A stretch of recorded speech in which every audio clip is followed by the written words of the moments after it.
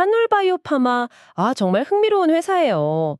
특히 그 1분기 국내 의약품 매출이 11%나 뛰었고 이게 무려 17분기 연속 성장이라는 점이 진짜 인상 깊습니다. 네, 17분기 연속 성장은 뭐 주목할 만하죠. 네. 무엇보다 지난 3월에 나온 자가면역 질환 치료제 바토클리맙 있잖아요. 아, 바토클리맙. 네. 그 중증 근무력증 임상 3상 결과가 아주 성공적이었죠. 음, 이걸 보면 올여름부터 이어질 데이터 발표들이 더 기대되는데요. 이런 잠재력에 비하면 현재 주가는 약간 좀 낮은 편 아닐까요? 글쎄요. 그 17분기 연속 성장은 좋은데 근데 1분기 영업이익은 환율 영향으로 적자를 기록했고 연간 목표치도 겨우 손익분기점, BEP 수준이라는 점을 좀 봐야 합니다. 그건 그렇죠. 외형 성장도 중요하지만 수익성이 뒷받침되지 않으면 이게 좀 한계가 있죠. 또 그 바토클리맙 데이터 발표 직후에요. 파트너사인 이뮤노반트가 즉각적인 상업화는 안 하겠다 이렇게 선언하면서 주가가 크게 흔들렸어요. 이건 여전히 불확실성이 크다는 신호로 뭐 해석될 수 있습니다. 근데 그 이뮤노반트 결정은요, 오히려 그 콜레스테롤 이슈가 있었던 바토클리맙 대신에요, 그걸 개선한 차세대 약물 HL162ANS, 다른 이름으로는 IMDT14020 개발에 집중하겠다. 뭐 이런 전략적 판단으로 볼 수도 있지 않을까요?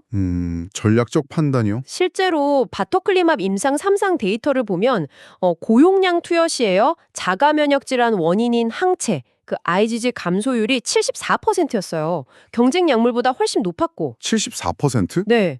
증상 개선 점수도 평균 5.6점. 이게 업계 최초로 5점대를 돌파했고요. 환자 반응률이나 최소 증상 발현 유지율도 경쟁사 대비 우수하다 이런 평가가 많거든요. 네, 그 데이터 자체의 우수성은 뭐 인정합니다. 이런 강력한 결과는 저는 1402의 성공 가능성까지 높여준다고 생각해요.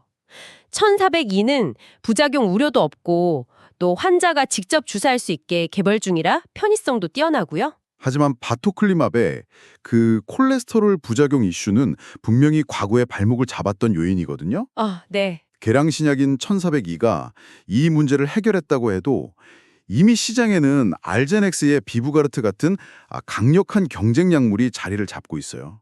이 FcRn 억제제, 그러니까 이런 자가 항체를 줄이는 방식의 약물 시장 경쟁이 아주 치열한데 여기서 1402가 확실히 우위를 점할 수 있을지는 글쎄요. 좀 더 지켜봐야 합니다.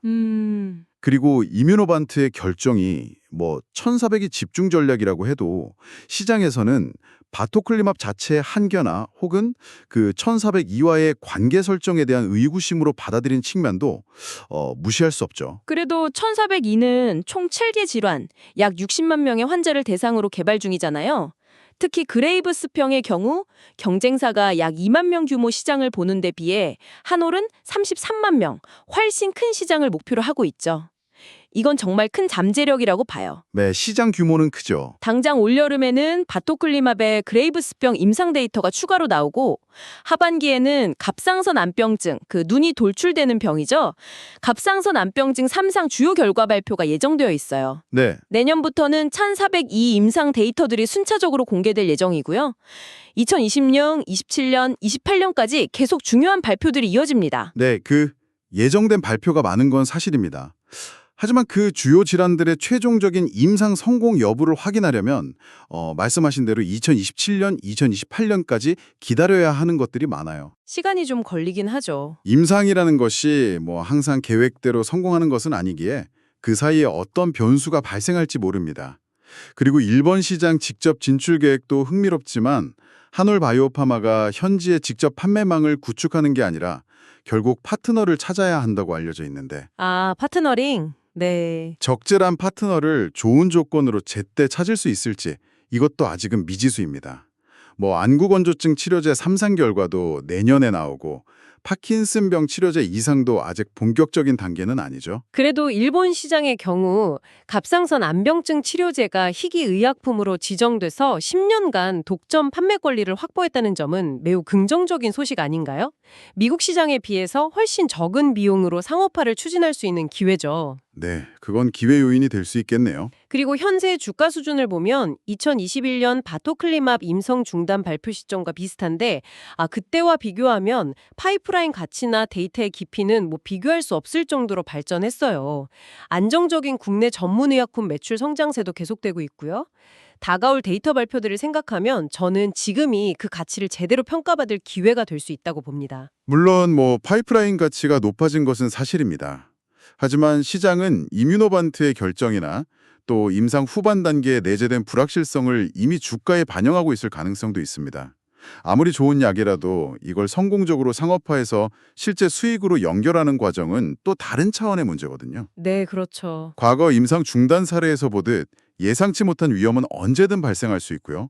미래의 가능성만 보고 현재 가치를 평가하기에는 신중함이 필요합니다. 네, 정리하자면 한울바이오파마는 FcRn 억제제라는 유망한 분야에서 강력한 후보 물질들 그리고 다가오는 임상 결과 발표라는 뚜렷한 성장 동력을 가지고 있다.